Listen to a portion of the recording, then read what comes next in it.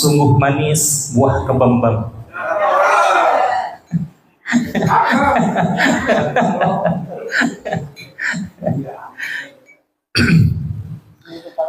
Enggak.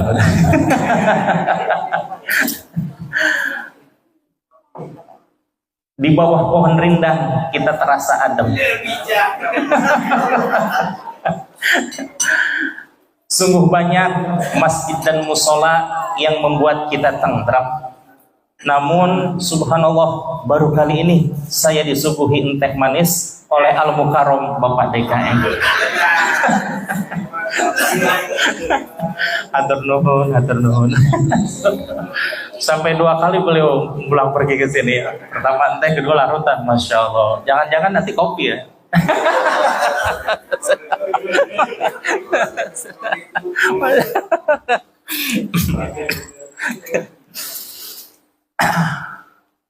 Bapak Ibu hadirin jamaah sekalian, alhamdulillah wa syukur ala ni'amillah.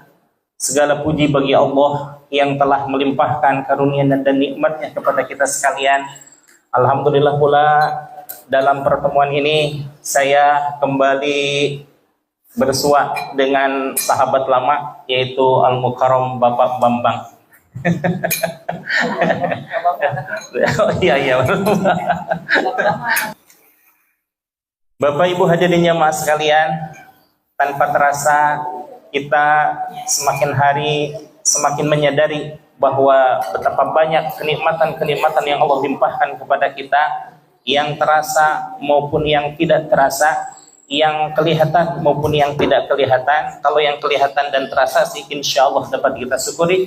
Namun subhanallah, mudah-mudahan kita semuanya dimaafkan dan diberikan maghfirah oleh Allah Subhanahu wa taala atas kenikmatan yang tidak terasa, atas kenikmatan yang tidak terlihat, dan atas kenikmatan-kenikmatan yang belum kita syukuri. Namun mudah-mudahan dengan ungkapan alhamdulillah terasa begitu ringan di dalam lisan kita, namun di hadapan Allah mudah-mudahan ini adalah suatu bukti bahwa kita betul-betul bersandar kepada kebesaran dan kekuasaan Allah Subhanahu wa taala. Alhamdulillahirabbil alamin. Bapak Ibu hadirin jamaah sekalian, membeli semanggi 1 ikat. Kalau tadi karena Bapak DKM nyuguhin, makanya saya bikin pantun nggak dadak.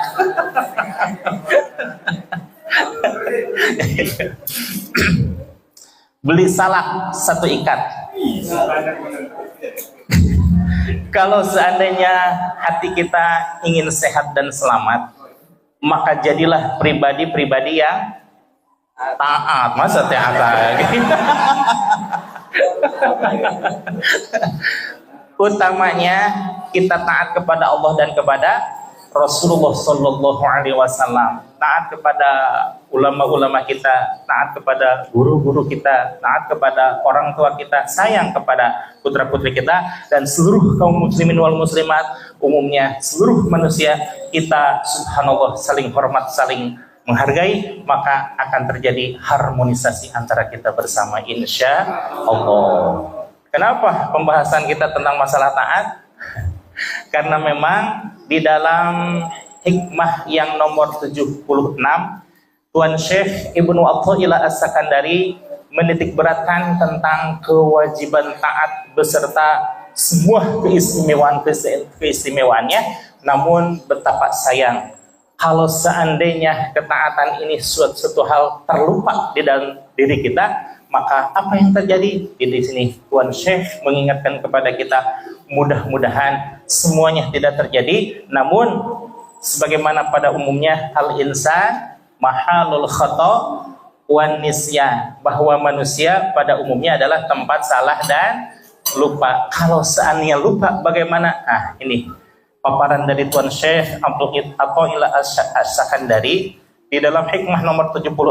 Beliau menyatakan wa qala al-musannifu, berkata Tuan Syekh selaku penyusun kitab Al-Hikam ini, al-huznu, merasa sedih, merasa nalangsa, merasa kecewa ala fuqdanit ta'ah, akan berlalunya ketaatan, akan kesempatan yang tidak kita laksanakan.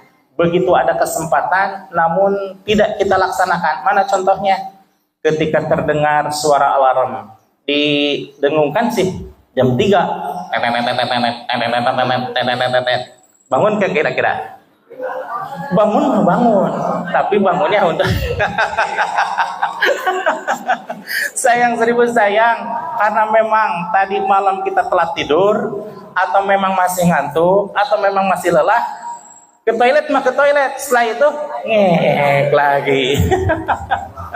Nah, itu yang dimaksud oleh Tuan Syekh Athaillah As-Sakandari. Kalau seandainya kita taat setiap hari, setiap saat taat kepada Allah, kepada Rasulullah, namun suatu saat kita lupa akan melaksanakan ketaatan kita, yang tadi dikabarkan al-husnu ala fuqdanil ta'at, merasa kecewa akan hilangnya kesempatan untuk berbuat ketaatan kepada Allah dan Rasulnya. Nah, namun di sini beliau menggarisbawahi ma'a adamin nuhudi ilaiha, tanpa untuk merasa perlu untuk mengulangi ketaatan tersebut.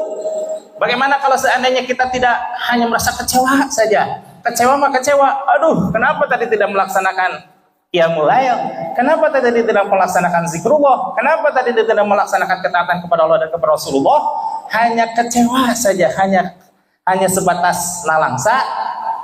Itu artinya min alamatil iqtidar. Ketahuilah Bapak Ibu sekalian bahwa itu adalah bagian dari hati kita sudah terperdaya, hati kita sudah tertipu, hati kita sudah terlena. Maka ketika kita berhadapan dengan setan la'anatullah, segala cara yang paling halus sekalipun, tanpa kita sadari, lama-lama terkikis itu ketaatan kita kepada Allah Subhanahu wa taala. Yang tadinya kita melaksanakan ketaatan, yang tadinya kita melaksanakan kebaikan-kebaikan yang istiqomah kita laksanakan, suatu saat tidak melaksanakannya karena ada satu hal, ya, entah itu kelelahan, entah itu kecapean, ya maklumlah gitu ya. Karena Rasulullah SAW di dalam riwayat yang mu'tabar pernah suatu saat setelah beliau mau melaksanakan peperangan dua hari dua malam, kemudian pas waktu subuh itu kelelahan beliau bersama para sahabatnya, beliau bangun itu kira-kira waktu isyraq. Mata beliau agak silau dengan adanya sinar matahari. Apa ini?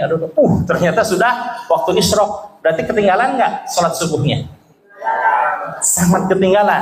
Namun ini menjadi itibar bagi kita sekalian. Sekalipun Rasulullah SAW ketinggalan, tapi Rasulullah SAW tidak meninggalkan sholat fajar.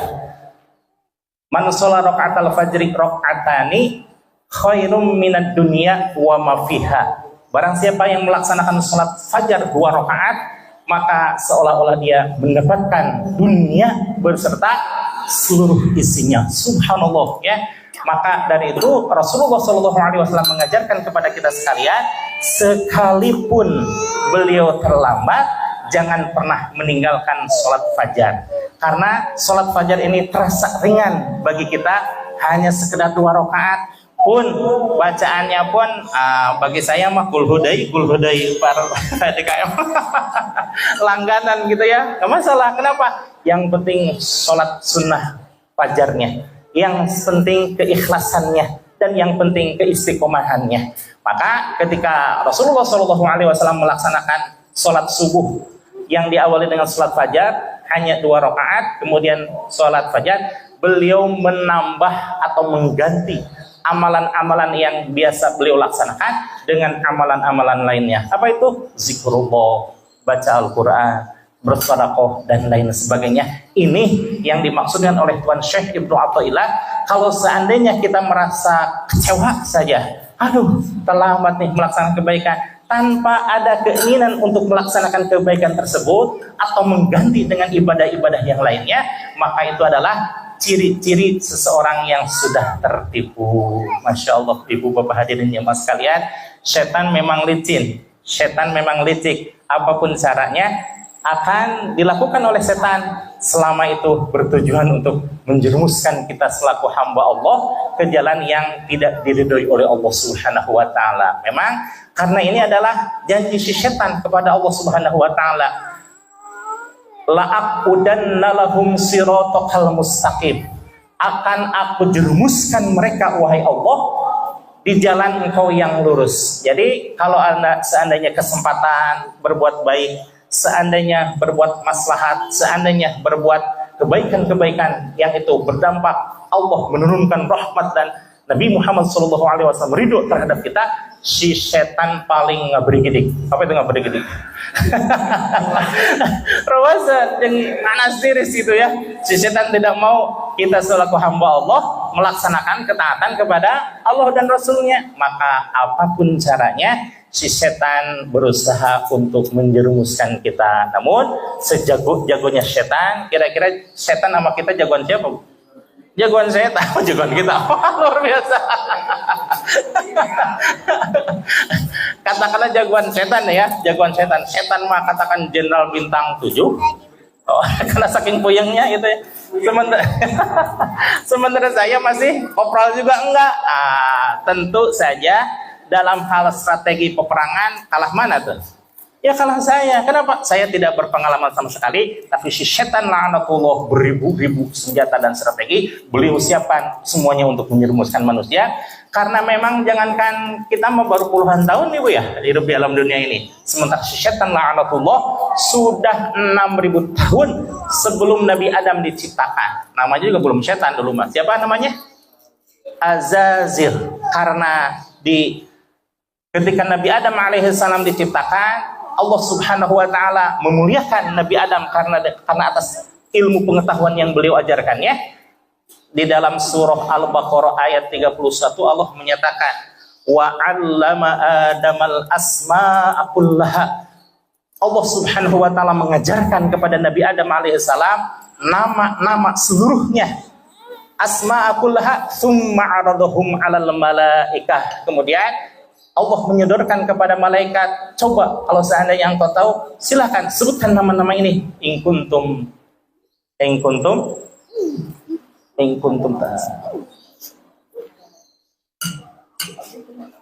ya ayat selanjutnya ketika Allah menyodorkan kepada para malaikat, malaikat menyatakan, qalu, menjawablah para malaikat, subhanaka la ilma lana illa, lanjutkan Ibu.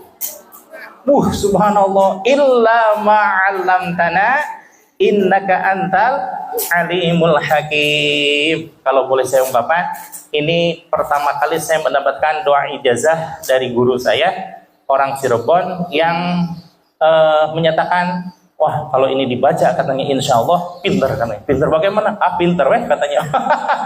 Sampai sekarang alhamdulillah saya membaca doa itu, yang itu adalah ungkapan para malaikat yang diabadikan oleh Allah Subhanahu wa taala dalam Al-Qur'an.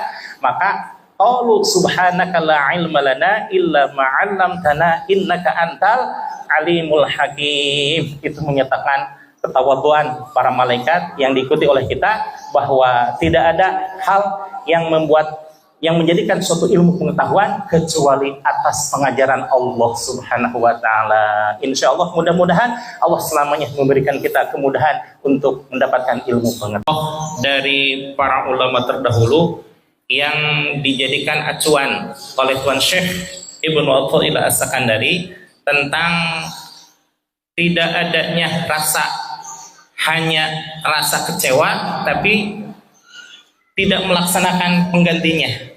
Ini justru banyak sekali Bapak Ibu hadirin jamaah sekalian. Dari zaman para sahabat, zaman para tabi'in, zaman para tabi'ut tabi'in, zaman para ulama kontemporer, sampai para kiai-kiai zaman sekarang ada lah insyaallah ya. Namun yang saya ambil contoh yang paling fenomenal Bu ya, yakni antara Sayyidina Utsman dan Sayyidina Ali karramallahu wajhah. Bahkan subhanallah, Sayyidina Ali karramallahu wajhah karena merasa kecewanya atas suatu ibadah yang terlewatkan ketaatannya kepada Allah Subhanahu wa taala, beliau senantiasa beribadah karena merasa kecewa. Padahal ya yakin sekelas beliau itu yakin hakul, yakin diterimanya oleh Allah Subhanahu wa taala, tapi perasaan beliau merasa saya tidak layak untuk diterima. Saya tidak layak untuk diterima. Ibadah apa itu? Di dalam riwayat yang mu'tabar pernah dikabarkan Sayyidina Ali karramallahu wajhah pernah tidak melaksanakan sholat subuh berjamaah. Ketika Rasulullah SAW mendapati Sayyidina Ali yang bertahun puluhan tahun tidak pernah terlewatan, kemana ini Sayyidina Ali? Wahai Ali, ketika sudah bertemu, wahai Ali, kemana tadi engkau subuh tidak kelihatan? Masya Allah, dengan wajah penuh kecewa, wajah penuh malu, wajah penuh merasa sayang dengan ibadah yang terlewatkan tersebut, ya insya Allah tidak berjamaahnya dengan Rasulullah, tapi dengan Siti Fatimah pasti beliau berjamaah. Cuma ketika dikabarkan oleh Rasulullah, kamu tidak hadir, kenapa? Aku tadi semalam suntuk bertahajud, wahai Rasul, makanya itu aku kesiangan dan aku sholat di rumah saja. Apa jawaban Rasulullah? Wahai Ali, ketahuilah, sehebat dan sedahsyat apapun ibadah-ibadah sunnah, tetap tidak akan mengalahkan keutamaan ibadah fardu. Masya Allah ya. Nah, saking luar biasanya, bahkan ketika ada salah satu sahabat yang mohon maaf dicoba matanya oleh Allah Subhanahu wa taala dengan tidak bisa berpenglihatan, Ummi Maktum, Rasulullah SAW mewajibkan beliau untuk datang ke masjid. Lalu ketika sudah diputuskan oleh Rasulullah SAW, Ummi Maktum datang lagi, wahai Rasul, aku ini salah satu sahabat yang jauh dari masjid, kemudian tidak ada orang yang menuntunku, apakah aku boleh untuk tidak berjamaah di masjid? Ketika mendengar itu Rasulullah menyatakan ya bolehlah katanya. Namun ketika Ummu Maktum sudah membuka pintu mau keluar, trek, nanti dulu kata Rasulullah, apakah kamu mendengar suara adzan di tempat ini? Ya, aku mendengar dengan jelas wahai Rasul. Bagiku tetap wajib untuk datang ke sini. Subhanallah. Bagaimana dengan kisah Sayyidina Ali? Sayyidina Ali pernah terlewati sholat berjamaah subuh dengan Rasulullah SAW karena saking banyaknya tahajud. Ya maklum lah, a'radul basyariyah. Sayyidina Ali kelelahan, akhirnya tertidur menjelang azan. Lalu dengan penuh penyesalan, Sayyidina Ali memohon kepada Rasulullah SAW akan 3 hal. Nah, ini kan berarti jelas nih ya. Kalau ini mah Tuan Syekh Ibnu Athaillah menyatakan yang tidak melaksanakan penggantian ibadah itu adalah hatinya tertipu. Kalau Sayyidina Ali mah tadi terlewatinya apa Ibu? Yang di belakang kira-kira Sayyidina Ali terlewatinya ibadah apa? Allahu Akbar, luar biasa. Subuh ya, sholat subuh tidak sholat subuh berjamaah dengan Rasulullah. Tapi Sayyidina Ali meminta 3 hal. Apa itu? Inna aliyan qad sa'ala Nabiya sallallahu alaihi wasallam. Sesungguhnya Sayyidina Ali pernah memohon kepada Rasulullah sallallahu alaihi wasallam an thalathati asya, tentang 3 hal. Pertama, ya Rasulullah, dulluni aqrabut turuki ilallah. Wahai Rasul, tunjukkan kepada saya hal yang paling dekat kepada Allah. Afdalu aqrabut turuki, jalan yang paling dekat kepada Allah. Bayangin ya Bu ya, Sayyidina Ali yang segitu gagahnya mengalahkan pasukan musuh dengan perang tanding, dengan 2 kali tebasan pedang Zulfikar oleh Sayyidina Ali, itu masih memohon ibadah yang paling apa tadinya? Yang paling dekat menuju Allah. Pertama, yang paling dekat. Ingat ya, yang paling. Yang kedua, wa ashaliha ilallah, dan yang paling mudah wahai Rasul menuju Allah. Sudah mah paling dekat, paling mudah lagi. Kalau saya mah gue banget ini gitu. Tapi ditambah lagi yang ketiga, apa kira-kira? Wa afdaliha indallah, dan yang paling afdol di hadapan Allah. Minta berapa perkara kan yang tadi? Tiga. Yang pertama, yang paling dekat. Yang kedua, yang paling mudah. Yang ketiga, yang paling afdol. Kira-kira gue banget gak itu bagi semuanya? Gue banget lah. Apalagi bagi saya ini. Subhanallah ya. Kalau ada amalan yang seperti itu, saya paling mau lah gitu ya. Sayyidina Ali aja yang paling gagah perkasa, mau yang paling mudah, yang paling dekat, yang paling afdol. Apalagi saya gitu ya. Yang kul hudai. Nah, ketika Rasulullah Shallallahu Alaihi Wasallam dimintai oleh sahabat Ali hal 3 perkara tersebut, Rasulullah hanya mengatakan satu perkara. Apa itu? Alaika bimudawamati zikrillah. Wajib atas engkau wahai Ali untuk melaksanakan zikrullah. Karena dari hadis tersebut maka lahirlah salah satu metode di dalam Islam yang memungkinkan kita untuk senantiasa berhubungan dengan Allah, being connected to Allah. Itu berasal dari Sayyidina Ali karramallahu wajah, karena beliau merasa menyesal tidak melaksanakan ibadah berjamaah dengan Rasulullah Shallallahu Alaihi Wasallam. Padahal cuma itu ya. Bayangin, kalau Sayyidina Ali menyesal seumur hidup tuh. Kalau kita dalam seminggu berapa hari liburnya? Walau semuanya pada tawado ini.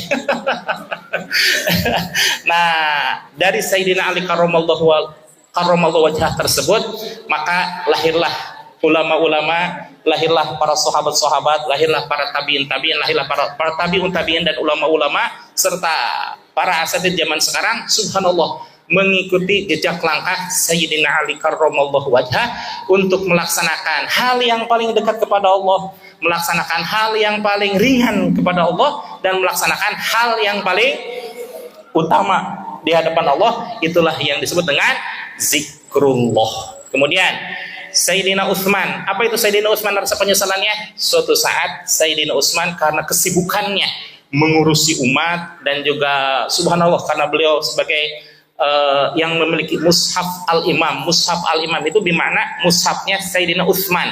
Karena ketika hijrah ke Madinah, beliau mendapati subhanallah, ini sudah zaman khalifah ya. Sudah mendapati subhanallah, Al-Quran dibaca dengan berbagai dialek. Kalau mungkin zaman sekarang gitu ya, ada yang bahasa Sunda, ada yang dialek Madura, ada yang dialek Jawa dan lain sebagainya. Kemudian dikumpulkan oleh Sayyidina Utsman.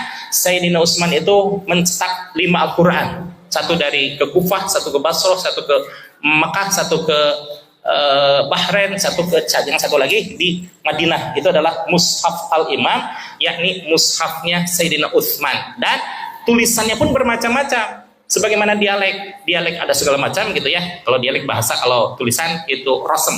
Rosem itu yang paling utama adalah rosem Utsmani yang ditetapkan oleh Sayyidina Utsman menjadi standar dalam penulisan Al-Quran. Demikian juga berkembang pembacaan Al-Quran, ada Nahwan, ada Rosh, ada Bayati dan lain sebagainya. Itu tetap mengacu kepada Sayyidina Utsman. Namun ada satu kejadian bahwa Sayyidina Utsman menurut sejarah pernah terlupa membayarkan zakat. Zakat paling akhir kapan tuh Bu? Sebelum pelaksanaan sholat Id. Nah, Sayyidina Utsman pernah terlupa itu ya. Lalu matulah kepada Rasulullah, ya Rasul, saya terlupa, ya Rasul, saya betul-betul lupa, bukan sengaja. Kata Rasul, sebanyak apapun harta yang kau sedekahkan untuk mengganti itu zakat, tetap tidak akan tergantikan wahai Utsman. Menyesallah Sayyidina Utsman sehebat-hebatnya. Namun dari rasa penyesalan tersebut lahir satu sejarah bahwa Sayyidina Utsman di antara berbagai sedekah-sedekah yang lainnya ada yang satu fenomenal. Apa itu? Mensedekahkan atau mewakafkan sumur Sayyidina Utsman atau Bi'tul Ma'unah yang dikenal sampai sekarang itu the wall of Utsman. Wakaf dari sumur Sayyidina Utsman. Kenapa yang tercatat oleh dunia hanya Sayyidina Utsman? Karena Sayyidina Utsman senantiasa terus menggelontorkan hartanya untuk wakaf, untuk hibah, untuk sedekah karena merasa menyesal tidak melaksanakan zakat pada saat itu. Karena penyesalan itu beliau melahirkan menjadi orang yang sangat gemar untuk bersedekah. Bahkan dua di antara para sahabat yang super kaya raya itu antara Sayyidina Abdurrahman bin Auf dan Sayyidina Utsman. Namun lebih hebat lagi Ibu ya, Sayyidina Utsman karena mewakafkan tanah sumur tersebut yang diawali setengah dari sumur orang Yahudi tersebut. Karena setengahnya setengah, kemudian orang Yahudi bilang kalau setengah-setengah ini bisa-bisa bangkrut atau saya tidak dapat penghasilan. Yang tadinya Senin, Selasa, Rabu, Kamis, Jumat sampai Jumat, Ahad itu hanya dapat Senin, Selasa, Rabu. Itu pun hanya kaum muslim, jadi tidak membeli lagi kepada mereka. Tahu sih Yahudi tersebut datang lagi kepada Sayyidina Utsman, wahai Utsman, cepat tayang katanya. Wahai Utsman, saya sudah berhari-hari tidak mendapatkan penghasilan dari orang-orang kaum muslimin. Kalau gini makanya udahlah saya jual aja kepada ente. Oh, luar biasa Sayyidina Utsman senangnya. Kalau si Yahudi senang karena sumurnya dijual, Sayyidina Utsman pun karena senang hartanya menjadi milik pribadi, artinya langsung diwakafkan oleh beliau seluruhnya kepada kaum muslimin wal muslimah. Artinya kaum muslimin yang mau mengambil air dari sumur tersebut bebas, sebebas-bebasnya tanpa ada pungutan biaya. Nah, kemudian dari sumur itu berkembang jadi peternakan, berkembang jadi perkebunan, berkembang jadi luar biasa segala macam sampai wallahu alam dulu perekonomian Islam zaman dulu tercatatkan bagaimana gitu ya. Namun setelah modern tanah wakaf itu dijadikan sebagai tanah wakaf dari Sayyidina Utsman yang senantiasa berkembang. Yang dikenal zaman sekarang itu adalah the wall of Utsman, artinya wakaf sumur dari Sayyidina Utsman. Nah, Bapak Ibu hadirin jemaah sekalian, kalau yang terkaya zaman sekarang itu Bill Gates. Dikatakan beliau punya 7.200 triliun US dollar. Ibu pernah nggak lihat 7.000 triliun? Waduh, kalau saya mah 7.000, sering atau saya 7.000 mah. Tapi sehebat-hebatnya Bill Gates itu hanya 7.000. Tapi dibandingkan dengan Sayyidina Utsman 70, kalau dikuruskan zaman sekian 175.000 US dollar, triliun US dollar. Itu kaya apa? Kaya banget itu. Kaya banget itu ya, kebangetan kayaknya itu ya. Tapi subhanallah, Ibu ada kabar gembira. Apa itu? Sekaya-kayanya Bill Gates, sekaya-kayanya Sayyidina Utsman masih kalah dengan kita. Apa itu? Benar. Apa itu? Man sholla raka'atal fajri khairum minad dunya wa ma fiha. Orang yang melaksanakan sholat sunnah 2 rakaat, walaupun hanya 2 rakaat, kira-kira 2 rakaat berapa menit Bu? 5 menit kelamaan, Bapak kelamaan, saya mah 2 menit lah cukup lah, bahkan 1 menit saya cepat. 2 menit yang melaksanakan sholat fajar, khairum minad dunya wa ma fiha, jauh lebih baik daripada dunia dan seisinya. Kekayaan Sayyidina Utsman walaupun begitu dahsyat, belum apa-apanya dibanding dengan ibu yang melaksanakan sholat sunnah fajar ya. Mudah-mudahan insya Allah semuanya bisa melaksanakan sholat fajar sebagaimana Rasulullah tidak pernah meninggalkan sholat fajar, bahkan ketika beliau tertinggal melaksanakan subuh pun tetap melaksanakan sholat sunnah fajar. Safinatun Najah, susunan Syekh Nawawi Al-Bantani, syarah dari kitab Kasyifatus Syajah. Beliau menyatakan bahwa al-udhuru itnani, uzur itu ada 2 perkara. Pertama an-naumu wan nisyani, dan kedua pertama tidur, yang kedua lupa. Ada nggak syariat-syariat Islam yang dikenakan kepada orang yang tidur dan orang yang lupa, hukum dalam syariat? Ada nggak? Tidak ada. Karena itulah yang disebut dengan uzur. Uzur itu ada 2, kalau tidak tertidur atau karena kelupaan. Dan itu pula yang terjadi kepada Sayyidina Ali. Beliau ketiduran, tidak melaksanakan subuh berjamaah dengan Rasulullah, tapi insya Allah hakul yakin beliau subuh berjamaah dengan Sayyidatuna Fatimah. Dan yang kedua Sayyidina Utsman yang kelupaan karena kesibukan mengurus umat, kelupaan membayarkan zakat. Padahal zakat nilainya cuma kalau di kursan Indonesia itu 2,5 kilogram. Ya, betul ya. 2,3 kilogram. Paling berapa? 45 ribu lah ya, 45 ribu. Tapi sebanyak apapun harta kekayaan yang disedekahkan, tetap tidak bisa mengalahkan keunggulan yang 45 ribu tersebut. Tapi kedua-duanya, Sayyidina Ali maupun Sayyidina Utsman, merasa menyesal yang melahirkan ibadah-ibadah yang sangat luar biasa. Sayyidina Ali melahirkan dengan asbab petunjuk dari Rasulullah SAW, zikrullah, dan Sayyidina Utsman melahirkan menjadi pribadi yang sangat gemar bersedekah, sehingga sampai sekarang itu dana hibah, dana wakaf tercatat di Bank of Saudi Arabia, the Wall of Sayyidina Utsman. Insya Allah mudah-mudahan kita pun beriktibar kepada dua sahabat tersebut. Insya Allah mudah-mudahan kita semuanya senantiasa diistiqomahkan oleh Allah Subhanahu wa Ta'ala untuk melaksanakan kebaikan, dan kalaupun toh ada uzur